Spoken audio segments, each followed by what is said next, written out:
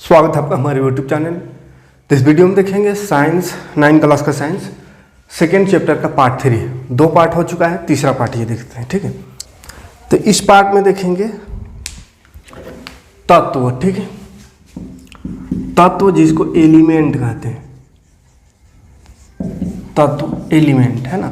तत्व देखेंगे और यौगिक, तत्व यौगिक जिसे कंपाउंड कहते हैं, और एक मिश्रण जो कि पहले से देख रहे हैं ना, पहला पार्ट में शुरू में ही मिश्रण पढ़े थे, लेकिन फिर भी यहाँ पे एक बार देख लेंगे ये क्या है। ठीक है, तीनों में क्या फ़र्क है इसको समझिए। देखिए तत्व यौगिक और मिश्रण। देखिए केमिस्ट्री का बोले थे कि 9 क्लास से मेन जो है केमिस्ट्री स्टार्ट हो जाता है। साइंस का हर एक branch, science physics chemistry biology तीनों का एकदम अंदर है ना प्रवेश चालू हो जाता है। तो इसी क्रम में केमिस्ट्री में पदार्थ पढ़े, पहला चैप्टर में पदार्थ, ठोस द्रव गैस अवस्था। देखिए पदार्थ में फिर अगला जो सेकेंड चैप्टर भी चल रहा है इसमें मेन पढ़े कि शुद्ध है या अशुद्ध है। तो जितना भी पदार्थ है वो अशुद्ध है, कुछ पदार्थ ही शुद्ध होता है ना साइंस में। तो पदार्थ पूरी तरह से जान गए। अब पदार्थ के अंदर घुस रहे हैं। ठीक है, कोई पदार्थ है उसके अंदर जाएंगे, यानी वो पदार्थ किस चीज़ से बना हुआ है, पदार्थ किस चीज़ से बना हुआ है, फिर उसके अंदर जाएंगे वो किस से बना हुआ है। तो इस तरह से केमिस्ट्री के अंदर तक डीप में एकदम घुस रहे धीरे धीरे, है ना, एकदम अंदर जा रहे हैं। तो पदार्थ ऊपर का भाग, जैसे ये बोर्ड दिख रहा है ये पदार्थ है, ये सब पदार्थ है। तो ये पदार्थ हो गया। अब ये पदार्थ के अंदर घुसेंगे तो मिलेगा तत्व। अब ये तत्व क्या है, देखिए जो भी पदार्थ दिख रहा है नहीं सर, आसपास जो भी पदार्थ है वो किसी न किसी प्रकार के तत्वों से बना हुआ है। ठीक है, तो इसलिए तत्व के अंदर घुसेंगे, तत्व के अंदर जाएंगे तो फिर मिलेगा हमको परमाणु, जो कि अगले चैप्टर में पढ़ना है। फिर परमाणु के अंदर घुसेंगे तो इलेक्ट्रॉन प्रोटॉन। तो इस तरह से एक वस्तु है, कोई भी वस्तु, तो उसके बारे में पहले ऊपर जाने, अवस्था जाने, अंदर घुसे किस प्रकार का है, शुद्ध है कि अशुद्ध उसको जाने, किस किस का मिश्रण है या यौगिक, उस सबको समझेंगे। तत्व पढ़ेंगे, उसके बाद फिर परमाणु पढ़ेंगे। ठीक है, तो ये तत्व क्या है, देखिए तत्व को इंग्लिश में एलिमेंट कहते हैं। तो तत्व ऐसा, अगर पदार्थ कहें तो ऐसा पदार्थ है जो पूरी तरह से एकदम शुद्ध होता है, जिसमें किसी भी प्रकार का कोई मिलावट ना हो, तो उसको शुद्ध कहेंगे। एक ही प्रकार के एक ही जैसा परमाणु से बना हुआ पदार्थ को तत्व कहेंगे। ठीक है, जो एक ही जैसा परमाणु से बना हुआ है, जैसे लोहा हो गया, आयरन जिसको लोहा, ये बना, इसका सूत्र होता है Fe, फेरस। इसी तरह चांदी Ag। तो ये सब जो है ये सब तत्व है। अभी तक 118 तत्वों का पता लग चुका है। ठीक है, तो 118 वो जो तत्व है, तत्व मतलब है कि इसमें किसी प्रकार का कोई मिलावट नहीं है, वो एक ही प्रकार के तत्व से बना हुआ है। जैसे एक लोहा है या सोना है, शुद्ध सोना है ना, या शुद्ध चांदी, जिसमें किसी प्रकार का कोई मिलावट ना हो, तो इसको में अगर हम कोई भी चीज़ को ढूंढेंगे कि किसी प्रकार का कोई मिलावट इसमें एक भी कण हो, तो वो एक भी मिलावट नहीं मिलेगा। इसको तोड़ के बहुत छोटा भी कर देंगे तो सबसे सूक्ष्म से सूक्ष्म इकाई जो बचेगा वो भी सोना ही रहेगा। मतलब किसी प्रकार का इसमें किसी तरह का कोई मिलावट नहीं होता है। ठीक है, और साधारण शब्दों में याद रखिएगा कि तत्व जो है उसका कोई सिंबल होता है, सिंबल यानी कि चिन्ह होता है। जैसे लोहा का चिन्ह Fe है, चांदी का Ag है ना। तो इस तरह से कुछ चिन्ह होता है कि कुछ संकेत होता है। और यही यौगिक की बात करें तो यौगिक क्या है, अलग अलग तत्वों का मिश्रण है, यानी अलग अलग तत्वों को मिला देंगे तो यौगिक कहलाएगा। लेकिन मिश्रण भी उसको कहते हैं, अलग अलग तत्व या यौगिक को मिला देते हैं, अलग अलग चीज़ों को मिला देते हैं तो मिश्रण भी होता है। तो समझिए मिश्रण और यौगिक में क्या फ़र्क है। मिश्रण भी वैसे ही लग रहा है, यौगिक भी वही, दोनों में वही हो रहा है। ये भी एक से अधिक तत्वों को मिलाने से यौगिक बनता है, मिश्रण भी एक से अधिक, 2 से अधिक तत्वों को मिलाने से बनता है। लेकिन यौगिक में क्या फ़र्क है, देखिए यौगिक में जो मिलाते हैं 2 या 2 से अधिक तत्वों को, तो उसका एक समान अनुपात होता है, कुछ अनुपात में मिलाते हैं, अंदाजी नहीं मिलाते हैं। ठीक है, जैसे मिश्रण में हो गया, 1 गिलास पानी लिए, उसमें इतना सा चीनी डाल दिया फिर भी मिश्रण हुआ, उसमें बहुत सारा चीनी डाल दिया फिर भी मिश्रण हो गया। लेकिन यौगिक वो नहीं होगा, यौगिक में एक समान अनुपात में डालेंगे कोई भी तत्व को। ठीक है, कोई भी तत्वों को एक समान अनुपात में, जैसे कि H2O। H2O पानी का सूत्र है, ये क्या है, पानी का सूत्र है। तो H2O रहेगा तब है इसको पानी कहेंगे। हाइड्रोजन 2 गो, ऑक्सीजन 1 गो, तब है ये पानी होगा। सोचेंगे कि हाइड्रोजन को 4 गो कर दे और ऑक्सीजन को 1 गो और पानी कहेंगे, तो ये पानी नहीं बनेगा, यानी ये यौगिक नहीं है। तो यौगिक जो बना हुआ है एक निश्चित अनुपात से मिलकर बना हुआ है। तत्वों का एक निश्चित अनुपात मिलता है तब जाकर के यौगिक बनता है, कंपाउंड बनता है। और अंदाजे मिला दिए तो मिक्सचर हो गया। अब साधारण कैसे याद रखेंगे, तो एलिमेंट जो है उसका सिंबल होता है, बोले थे इसका क्या होता है, सिंबल। सिंबल मतलब चिन्ह, चिन्ह या संकेत होता है। संकेत से इसको लिख सकते हैं। और इसको याद रखिएगा ना कि ये फॉर्मूला इसका होता है, फॉर्मूला, ये फॉर्मूला H2O, ये नहीं है ना, CO2 कार्बन डाइऑक्साइड। तो CO2 यानी समझिए कार्बन 1 गो, ऑक्सीजन 2 गो, तो कार्बन 2 गो और ऑक्सीजन 1 गो लेंगे तो नहीं कार्बन डाइऑक्साइड बनेगा, कुछ दूसरा चीज़ बन जाएगा। कार्बन डाइऑक्साइड बनने के लिए यही अनुपात चाहिए, C1 गो ऑक्सीजन 2 इस तरह से, है ना। तो ये कार्बन डाइऑक्साइड हो गया। NaCl कर देंगे, सोडियम और क्लोरीन यानी 2 तत्व मिल गया तो बन गया नमक, है ना। तो समान अनुपात में मिलाएंगे। यहाँ पे 2 सोडियम 1 ऐसा कर देंगे, नमक सोचेंगे बनेगा तो नहीं होगा, है ना। तो एक समान अनुपात में मिलाएंगे तो यौगिक हो गया। यानी यौगिक का फॉर्मूला होता है, सूत्र होता है। क्या होता है, सूत्र होता है। अब इसका क्या होता है, मिक्सर। मिक्सर में कोनो में अंदाजी मिला दे 2 से अधिक पदार्थ को, 2 या 2 से अधिक पदार्थ को, तो मिक्सर बन गया। उसमें ना सूत्र होता है, ना कोई सूत्र उसका होता है, ना ही संकेत, है ना। सूत्र ना संकेत कुछ नहीं होता है। जैसे हवा, हवा का कोई सूत्र होता है, हवा मिश्रण है, ऑक्सीजन है, नाइट्रोजन है, हाइड्रोजन है, बहुत सारा गैस है इसमें मिला हुआ, तो ये हवा का कोई सूत्र नहीं होता है, हवा मिक्सचर है। इसी तरह सीमेंट, अगर सीमेंट का कोई सूत्र नहीं होता है, यानी जिसका कोई सूत्र ना हो और 2 या 2 से अधिक पदार्थ उसमें मिला हुआ है तो उसको मिश्रण कहेंगे। इसमें कोई अनुपात वैसा फिक्स नहीं है कि इतने अनुपात में रहेगा तब ये बनेगा, ठीक है। जैसे हवा, हवा में का कोनो फिक्स है कि ऑक्सीजन 1 गो रहेगा, कार्बन डाइऑक्साइड 2 गो तब हवा कहेंगे, या नाइट्रोजन 3 गो तब हवा कहेंगे।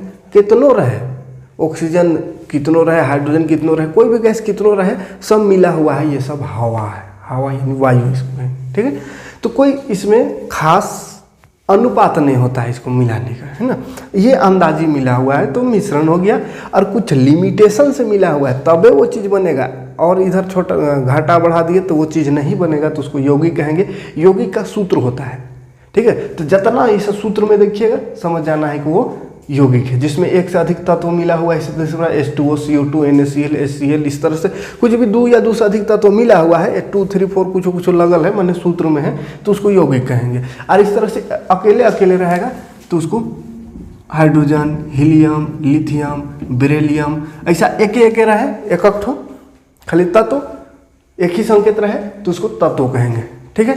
तत्व, एलिमेंट, आया बात समझ में। तो एलिमेंट का संकेत होता है, चिन्ह होता है, यौगिक का सूत्र होता है, और मिश्रण का कोनो नहीं होता है, ना यौगिक, ना सूत्र, ना ही संकेत, ठीक। कोई दिक्कत नहीं यहाँ तक, आगे बढ़े। और एक चीज याद रखिएगा, तत्व को किसी साधारण दूसरी चीजों से नहीं बनाया जा सकता। जैसे लोहा सोचेंगे कोनो दूसरी चीज से लोहा बना देंगे तो नहीं बनेगा, है ना। उसका परमाणु वही रहेगा। किसी अन्य तत्व से, किसी अन्य पदार्थ से ये तत्व को नहीं बनाया जा सकता है ना। किसी अन्य पदार्थ से भौतिक या रासायनिक परिवर्तन द्वारा सोचेंगे कि इसको भौतिक या रासायनिक क्रिया करके बना देंगे कुछ दूसरे चीज़ों से, लोहा या चांदी या सोना, तो ये नहीं होता है, ठीक है। फिर वो हो जाएगा मिश्रण, ठीक। 2 या 2 से अधिक तत्व मिलेगा तो यौगिक बनेगा। अगर एक रेशियो में मिले, है ना, फिक्स अनुपात इसका होता है, फिक्स रेशियो, ठीक है। फिक्स रेशियो रहता है, अनुपात फिक्स रहता है तो यौगिक। बिना अनुपात का मिले तो मिश्रण। आगे बढ़ते हैं, 3 प्रकार देखेंगे, ठीक है।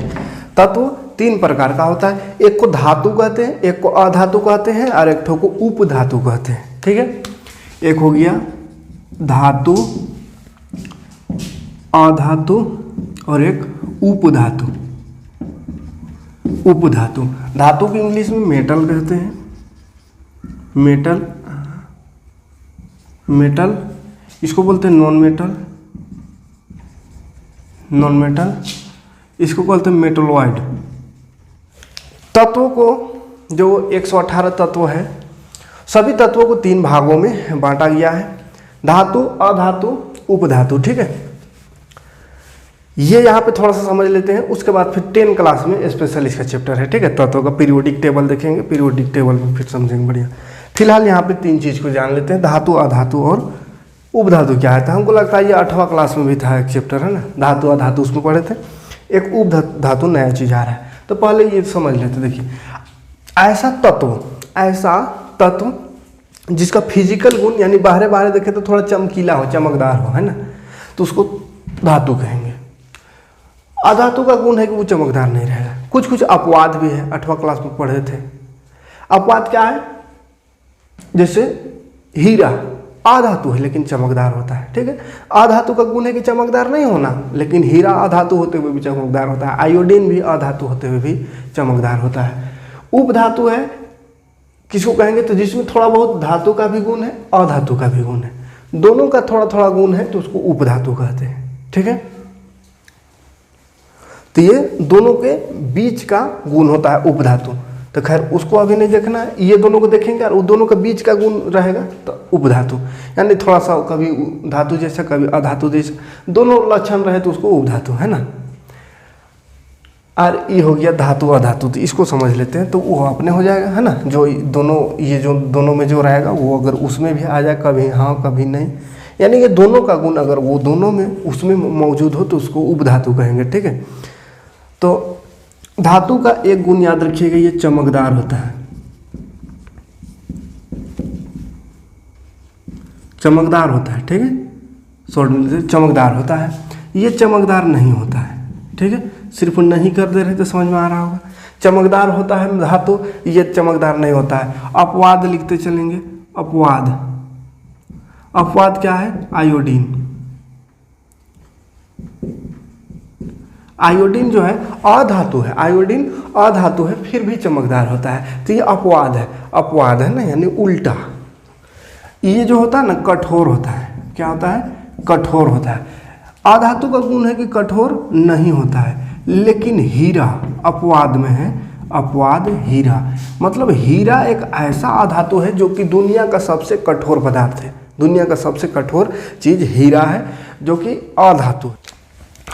आगे देखते हैं, चमकदार हो गया, कठोर हो गया, लचीलापन या आघातवर्धी होता। पहले देख लें, आघातवर्धी। आघातवर्धी मतलब होता है ना कि पीट पीट के धातु को, पीट पीट के, जैसे अगर ये धातु है, इसको ठोक ठेठा करके हम चाहेंगे तो इसको पतला कर देंगे, चादर बना देंगे, पतला चादर। तो धातु को ठोक ठेठा करके उसको चादर बनाया जा सकता है, उसको आघातवर्धीयता कहते हैं। ठीक है, आघातवर्धीयता। तो ये आघातवर्धी होता है, ये नहीं होता है, ये नहीं होता है। अपवाद इसमें भी है। अपवाद इसमें कैसे रहेगा? नहीं है, अपवाद नहीं है। ठीक है, कोई भी अधातु ऐसा नहीं है जिसको कि पीट करके हम चादर बना दिए, चादर बना सकते। ठीक है, जैसे कोयला, कहेंगे पीट करके और कोयला को पतला चादर बना दो, बनेगा? चूर हो जाएगा, भंगूर हो जाएगा, है ना, गूढ़ा हो जाएगा।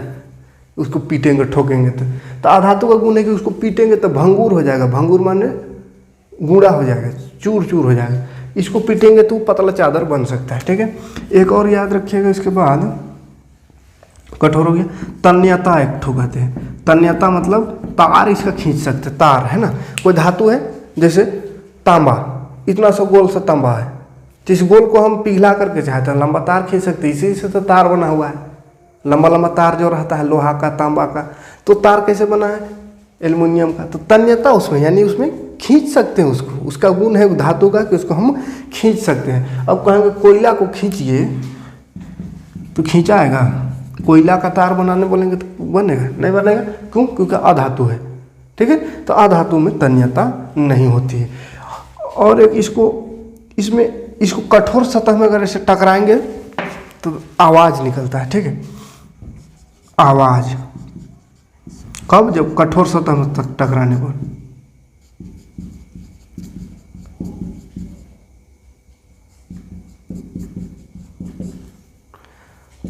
कठोर सतह में टकराने पर आवाज़ उत्पन्न करती है। ये नहीं, बस इसमें नहीं याद रखिएगा, एक ठो को याद रखिएगा, एक ठो नहीं। अपवाद खाली थोड़ा सा याद रखिएगा। ये ठोस अवस्था में होता है।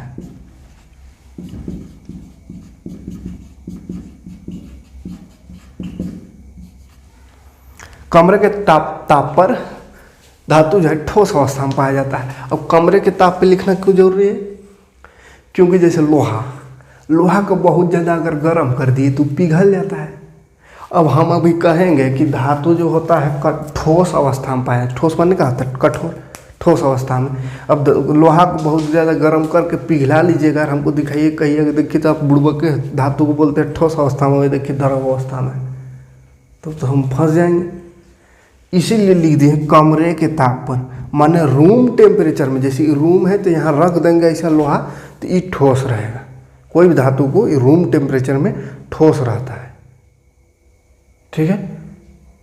इसमें जब ज़्यादा टेम्परेचर दे देंगे, बहुत ज़्यादा तापमान दे देंगे, तब ये पिघल सकता है, द्रव बन सकता है, नहीं तो ये ठोस रहता है, ठीक है। लेकिन अपवाद कुछ है। अपवाद क्या अपवाद है? अपवाद तो समझ में आ रहा है ना कि अपवाद मतलब कि इसका उल्टा कुछ धातु है। तो धातु का गुण है कि ठोस रहना, लेकिन कुछ धातु है जो कि द्रव होता है। कौन है वो? इसका पारा जो है ना रूम टेम्परेचर में, उसको गर्म करने की जरूरत नहीं, रूम टेम्परेचर में रखेंगे पिघल जाएगा, मतलब द्रव अवस्था में पाया जाता है। पारा जो है द्रव अवस्था में पाया जाता है, पारा द्रव अवस्था में पाया जाता है।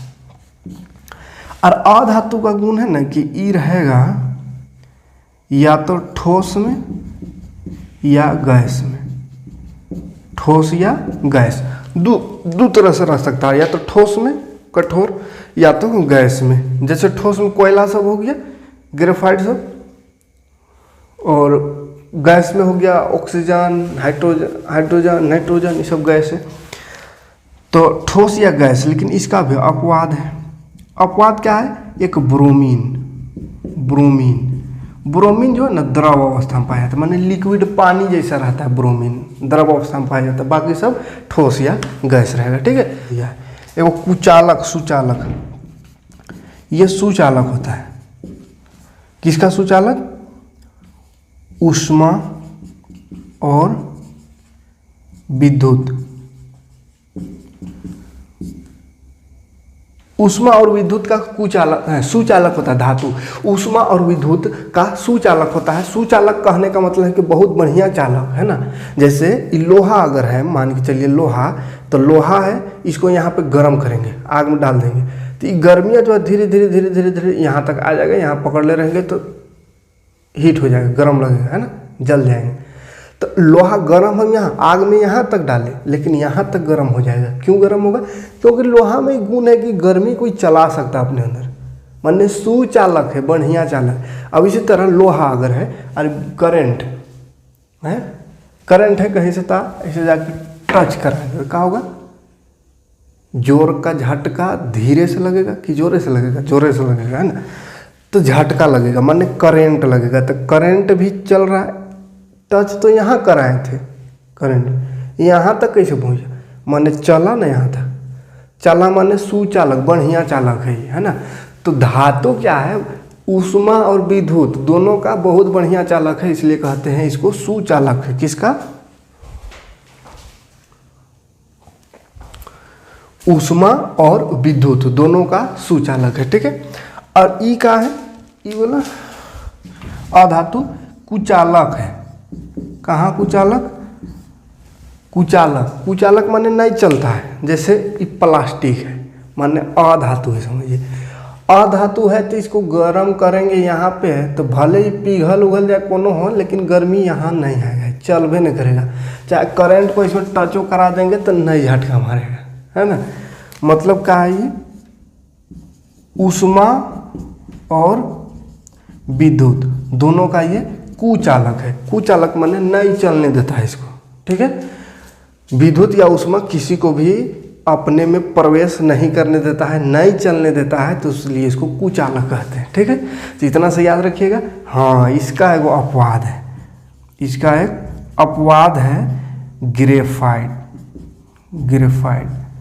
ग्रेफाइट जो है ग्रेफाइट जो है वो क्या करता है, विद्युत उसमें चल सकता है ना। ग्रेफाइट जो है, ग्रेफाइट कहाँ देखा है, ग्रेफाइट पेंसिल का जो नोखी रहता है, पेंसिल का नोखी, उसमें जाके कभी देख लीजिएगा तार और में टच करके, है ना, कटल तार में या सॉकेट में ऐसे डाल के देख लीजिएगा। ग्रेफाइट जो है उसमें करंट पास होता है ना, ऐसे कर्मो मत कीजिएगा नहीं तो फिर पता चलेगा जोर का झटका जब धीरे से लगेगा। तो ग्रेफाइट अधातु का है, ग्रेफाइट अधातु है, फिर भी उसमें वो गुण है कि वो विद्युत को चला सकता है और ऊष्मा को भी चला सकता है ना, तो इसलिए अपवाद है। अब यहाँ पे देखिए कोई दिक्कत नहीं होनी चाहिए धातु अधातु में। थोड़ा सा एक बार फिर से देख लेते हैं क्वेश्चन कहाँ से आएगा उसको देखिए। क्वेश्चन पूछेगा अपवाद जितना लिखे, क्या है कि दोनों में अंतर इतना आसान है कि जानिए जाएगा। अंतर लिखने के लिए भी आता है, लेकिन एक एक नंबरी क्वेश्चन में अपवाद ज़्यादातर पूछता है ना। ऐसा नहीं कहेगा ऐसा धातु बताए जो चमकदार, चमकदार तो होबे करता है, तो धातु का गुण ज़्यादातर नहीं पूछ करके ये अपवाद पूछता है। ये सब अपवाद क्या पूछेगा, जैसे कहेगा कि ऐसा अधातु जो चमकदार होता है। अब धातु तो पढ़े हैं कि चमकदार होबे नहीं करता है, लेकिन एक अधातु है आयोडीन जो चमकदार होता है, या हीरा भी हो सकता है उसमें चमकदार में। तो ऐसा क्वेश्चन पूछता है जो उल्टा होता है। जैसे ऐसा अधातु जो कठोर होता है, अधातु का गुण है कि कठोर नहीं होता है, लेकिन अधातु कठोर होता है, हीरा जैसे प्रकृति के सबसे कठोर हो। उसके बाद अपवाद कहाँ है, अपवाद में पूछेगा, है ना। जैसे ये अपवाद एक है, ठोस, कमरे के ताप पर ठोस अवस्था में पाया जाता है, धातु का गुण है, लेकिन पारा द्रव अवस्था में पाया जाता है। अधातु का गुण है कि ये ठोस गैस दोनों में रहेगा, लेकिन अपवाद ब्रोमीन द्रव अवस्था में पाया जाता है। यहाँ पे बड़ा जो कन्फ्यूजन होता है क्वेश्चन, ये वाला बढ़िया से याद रखिएगा, यही गलती करता है।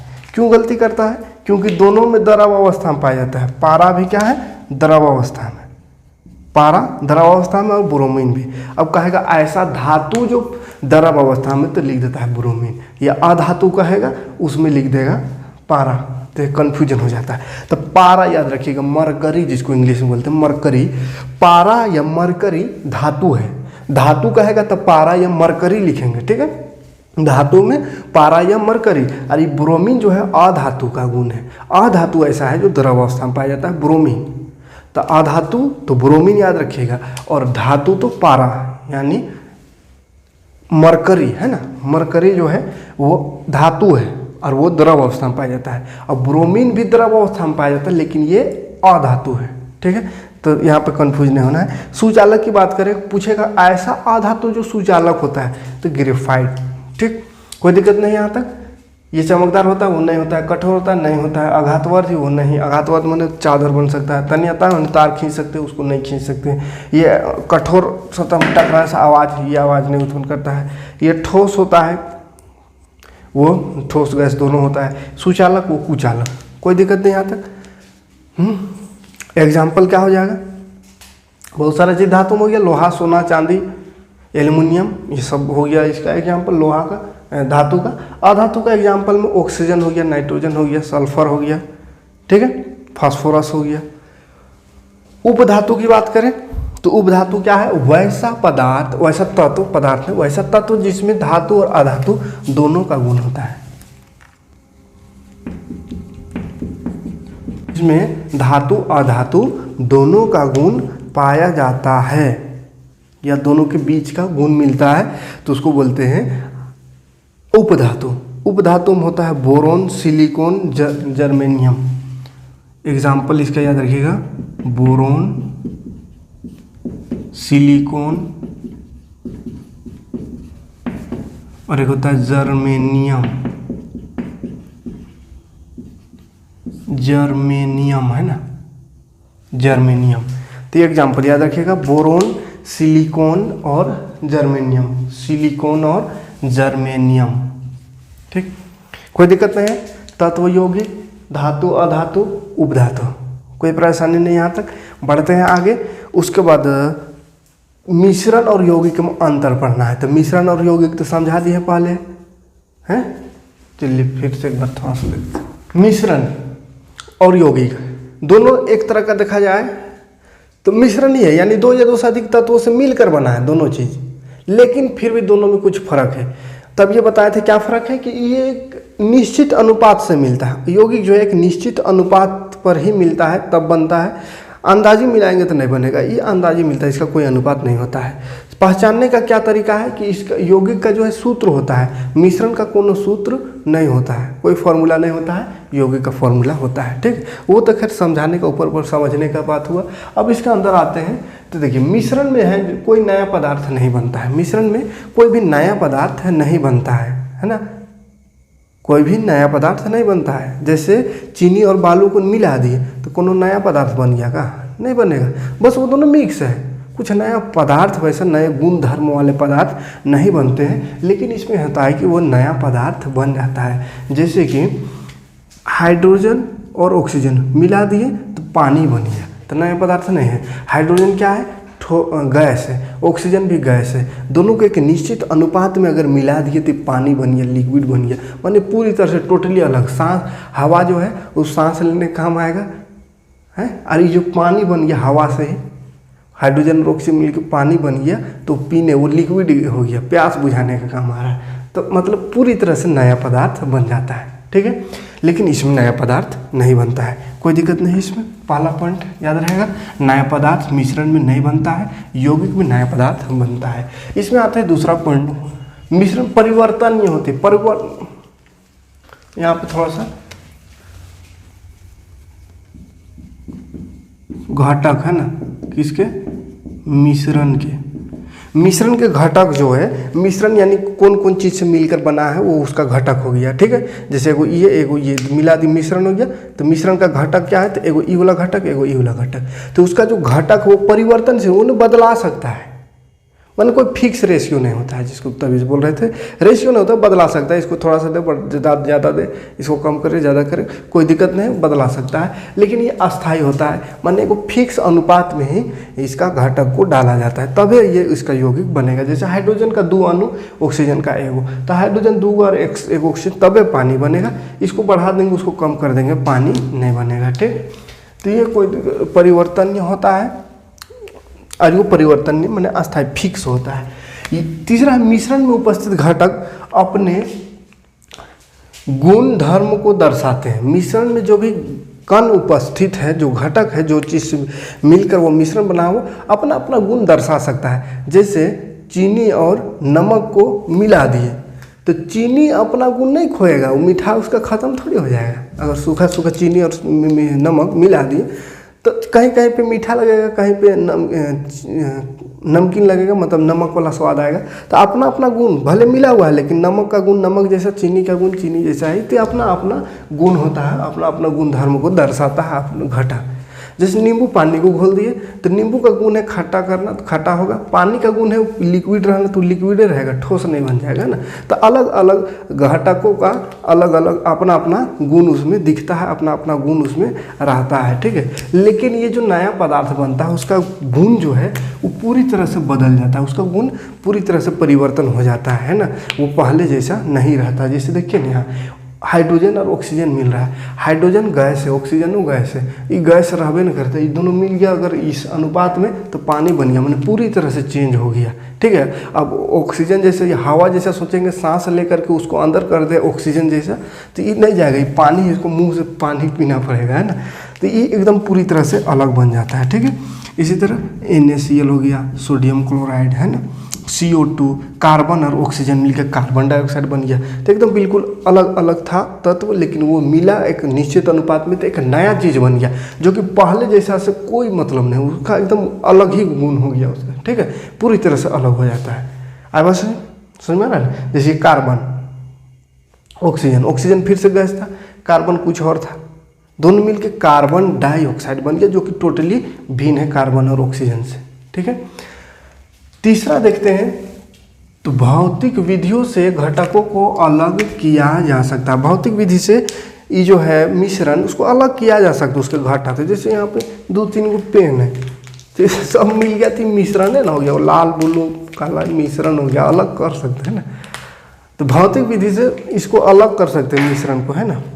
भौतिक विधि से मिश्रण को अलग किया जा सकता है, दिक्कत नहीं होगा ज़्यादा, है ना, या दिक्कत भी होगा फिर भी अलग कर सकते हैं। ठीक है, मिश्रण लेकिन सोचेंगे यौगिक को अलग अलग करें, जैसे हाइड्रोजन और ऑक्सीजन मिलके पानी जो बन गया है, अब पनीवा से हम कहेंगे कि ऑक्सीजन को निकाल और हाइड्रोजन को निकाल भौतिक विधि से, तो नहीं हो पाएगा। ठीक है, पानी देंगे एक कटोरा, कहेंगे ऑक्सीजन को अलग कर दो, हाइड्रोजन को अलग कर दे, तो होगा? नहीं होगा। यानी कि ये जो भौतिक विधि से इसको हम अलग नहीं कर सकते, इसका तत्वों को जो जिस चीज़ से बना है मिल करके उसको हम अलग नहीं कर सकते भौतिक विधि से, क्योंकि एक नया चीज़ ही बन जाता है, नया पदार्थ ही बन जाता है। ठीक है, जैसे कार्बन डाइऑक्साइड, ये गैस है, इससे कहेंगे कार्बन के अलग कर दो, ऑक्सीजन को अलग कर दो, तो नहीं बनेगा, ऐसा होबे नहीं करेगा। हाँ, रासायनिक विधि से अलग कर सकते हैं। रासायनिक मतलब केमिकल चेंज करके, है ना, या रासायनिक विधि से, या विद्युत रासायनिक विधि जिसको कहते हैं, विद्युत रासायनिक विधि से भी कर सकते हैं। जैसे पानी है, जल, इसको भी रासायनिक विधि से हाइड्रोजन और ऑक्सीजन को अलग कर सकते हैं, लेकिन भौतिक विधि से कहेंगे चून के अलग कर दे तो नहीं हो सकता है। ठीक है, रासायनिक विधि से हो सकता है।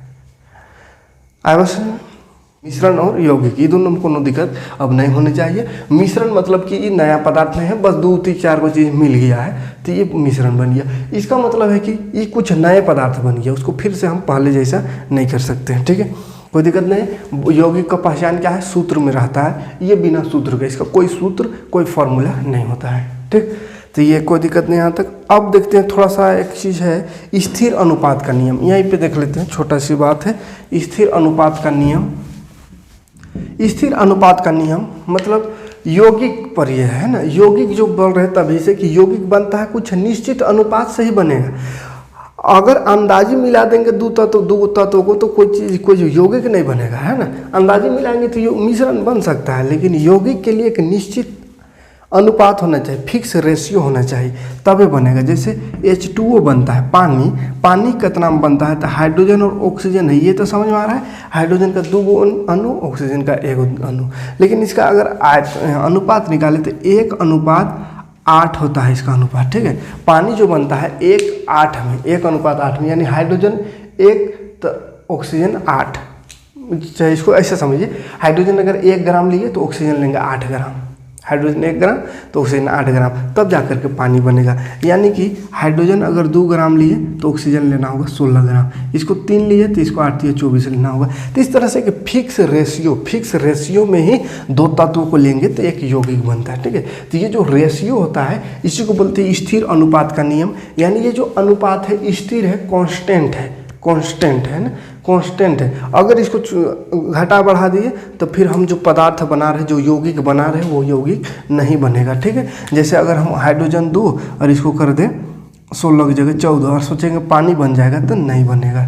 ठीक है, नहीं बनेगा। इसका सेम अनुपात होना चाहिए, 1:8। यानी ये सबको काटेंगे ना तो 1:8 ही आएगा। 2 का 2, 2 × 16, 3 का 3, 3 × 24, 1:8 है ना। अनुपात 1:8 में ही पानी बनता है, तो इसी को स्थिर अनुपात का नियम कहते हैं। ठीक है, इंग्लिश में इसको कहते हैं law of constant proportion, law of constant proportion. ठीक है, यानी एक कांस्टेंट अनुपात में ही कोई यौगिक जो है बनता है। अंदाजी लेंगे तो नहीं बनेगा, है ना। इसको डिटेल से नेक्स्ट चैप्टर में पढ़ना है और अच्छे से। ठीक, रेशियो को तो वहाँ पर और अच्छे से समझेंगे। फिलहाल इतना याद रखिएगा, अनुपात का कुछ नियम होता है, यानी उतने लेंगे, ओकरा से आगे पीछे कर दिए। जैसे पानी बना रहे तो 1 और इसको 8, उल्टा पलटा कर देंगे तो नहीं बनेगा। ठीक, एक और नियम पढ़ना है जिसको बोलते हैं द्रव्यमान संरक्षण का नियम, law of conservation of mass. देखिए छोटी छोटी बात है ये दोनों, लेकिन बहुत मेन चीज़ है। छोटा सा ही बात है कि दोनों का अनुपात सेम रहना चाहिए, लेकिन सेम नहीं रहेगा तो चीज़ वे नहीं बनेगा, है ना, गड़बड़ा जाएगा, है ना। तो स्थिर अनुपात का नियम याद रखिएगा, दोनों तत्वों का अनुपात सेम होना चाहिए। कोई यौगिक का निर्माण जो कर रहे हैं, कोई यौगिक बना रहे हैं, तो उस यौगिक को बनने के लिए जितना अनुपात चाहिए उतना ही देंगे तब बनेगा। ऑफ कंजर्वेशन ऑफ मास, द्रव्यमान संरक्षण का नियम। देखिए द्रव्यमान माने मास, वजन, है ना। तो द्रव्यमान संरक्षण माने सुरक्षित रहता है, द्रव्यमान सुरक्षित रहता है। कैसे, क्या सुरक्षित मतलब कैसे सुरक्षित रहता है? देखिए द्रव्यमान संरक्षण का नियम का मतलब है कि जब भी हम 2 तत्वों को मिला करके कोई यौगिक का निर्माण कर रहे हैं, कोई चीज़ बना रहे हैं, तो उसका जो द्रव्यमान है वो संरक्षित रहता है, माने द्रव्यमान सेम ही रहेगा दोनों का। जैसे हाइड्रोजन और ऑक्सीजन मिल करके बनता है पानी, ठीक है, H2O। अब देखिए यहाँ पे ध्यान से देखिएगा, समझाने के लिए देखिए, इसको समझ रहे हैं, ग्राम समझ रहे हैं, ठीक है। इसलिए H2 नीचे लिखल है, माने अणु होता है, 2 अणु, ऑक्सीजन का 2 अणु। तो खैर उसको अगले चैप्टर में देखेंगे, अणु परमाणु सब देखेंगे, सब समझेंगे, लेकिन अभी ग्राम समझिए। जैसे H2 लिखा हुआ है यानी हाइड्रोजन 2 ग्राम, ऑक्सीजन 2 ग्राम। तो हाइड्रोजन 2 ग्राम लिए, ऑक्सीजन 2 ग्राम लिए, दोनों के बीच रासायनिक अभिक्रिया कर रहे हैं। रासायनिक अभिक्रिया करने के फलस्वरूप यानी दोनों मिल गया तो पानी बनेगा। हाइड्रोजन और ऑक्सीजन मिलेगा तो पानी बनेगा। तो पानी का सूत्र होता है H2O, पानी का सूत्र H2O। अब यहाँ ध्यान से देखिए, जो पानी बना उसमें H के नीचे तो 2 लिख दिए, माने H 2 लिए थे, यहाँ भी 2 है, तो ठीक है। लेकिन ऑक्सीजन देखिए, ऑक्सीजन 1 लिखे हैं, यहाँ ऑक्सीजन 2 लिए थे। मतलब क्या हो रहा है कि हम 2 हाइड्रोजन लिए, 2 ऑक्सीजन लिए, दोनों को मिला के पानी बना रहे थे, जिसमें पानी में 2 हाइड्रोजन है लेकिन ऑक्सीजन एक है। तो एक ऑक्सीजन कहाँ गया? एक ऑक्सीजन को तो हम खा नहीं गए, कहाँ गया वो? मतलब क्या हो, एक ऑक्सीजन को हम नष्ट कर दिए। तो प्रकृति में जो भी तत्व है, किसी इंसान का वो पावर नहीं है कि उस तत्व को वो नष्ट कर सकता है या कोई नया तत्व का वो उत्सर्जित कर सकता, बना सकता है। ना ही तत्व का निर्माण किया जा सकता है, ना ही उसका विनाश किया जा सकता है। तो यही है द्रव्यमान संरक्षण का नियम। तो अब क्या करेंगे इसको, इसका मतलब यहाँ पे जो लिखे, इसका मतलब है कि हम 2 ऑक्सीजन लिए, एक ठो को विनाश कर दिए, जो कि हमरे में इतना पावर नहीं है कि हम ऑक्सीजन को विनाश कर सकते हैं, यानी कि इसको संतुलित करना पड़ता है। तो यहाँ पे 2 ऑक्सीजन लिए हैं तो इसको भी 2 करना होगा। तो अगर यहाँ 2 नीचे लिख दिए तब तो फिर गड़बड़ा जाएगा अनुपात। इसका क्या गड़बड़ाएगा कि पानी का सूत्र पढ़े हैं H2O होता है, अभी H2O2 ही का पानी, ये तो नहीं हुआ पानी, ये तो कुछ और बन जाएगा।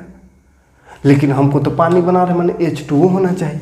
और H2O ऐसा करते ही 2 को हटा देते तो फिर ऑक्सीजन वहाँ एक ठो चल गया। तो इसको बैलेंस करना पड़ता है। बैलेंस करने के लिए यहाँ पे 2 लगा सकते हैं। तो देखिए 2 रहना चाहिए, यहाँ 2 नहीं लगा सकते हैं, यहाँ अगर 2 लगा देंगे तो कोनो और बन जाएगा, है ना।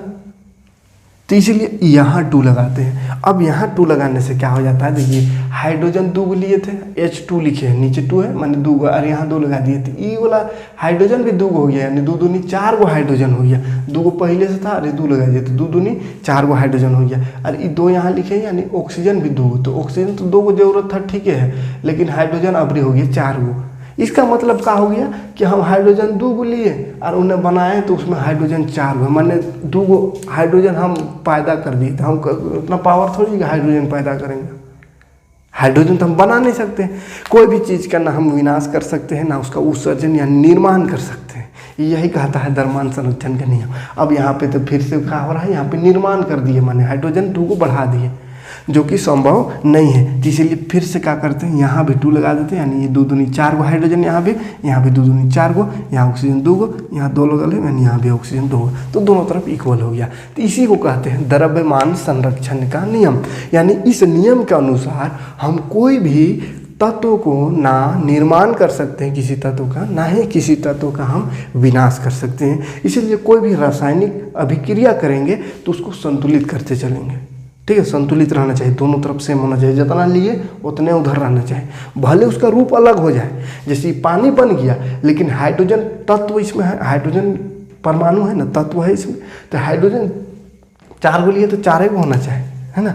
ऐसा नहीं कि कम हो जाए या ज़्यादा हो जाए, ठीक। तो इसी को द्रव्यमान संरक्षण का नियम कहते हैं। डिफिनेशन भी लिख दिया, ठीक है। किसी भी रासायनिक अभिक्रिया में ना तो द्रव्यमान को बनाया जा सकता है, ना ही उसको नष्ट किया जा सकता है, विनाश भी नहीं किया जा सकता है, ना निर्माण किया जा सकता है, ठीक है। बस उसका रूप बदला जा सकता है, रूप उसका बदला जा सकता है, उसका निर्माण या उसका विनाश नहीं किया जा सकता। जैसे इसमें हाइड्रोजन गैस था, गैस लेकर के उसको लिक्विड बना दिए तो अवस्था चेंज हुआ, है ना, अवस्था चेंज हुआ। ऐसा नहीं कि ऑक्सीजन या हाइड्रोजन खत्म हो गया, ऑक्सीजन और हाइड्रोजन यहाँ है, बस अवस्था चेंज हो गया। तो अवस्था चेंज हो सकता है, कर सकते हैं हम, इंसान के अंदर इतने पावर है कि अवस्था चेंज कर देगा।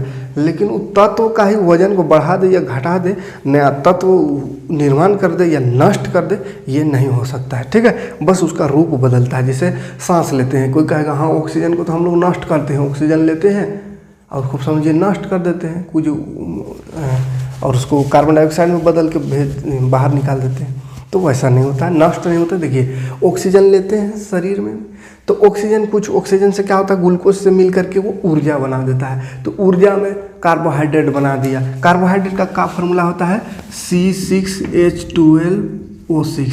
तो देखिए ऑक्सीजनवा जो लिए थे, देखिए ऑक्सीजन यहाँ भी है, कार्बोहाइड्रेट में भी है, तो नष्ट नहीं हुआ। भले वो कार्बोहाइड्रेट का रूप बन गया, वो कार्बोहाइड्रेट में चल गया, तो कहीं ना कहीं वो चल गया, नष्ट नहीं होता है ना।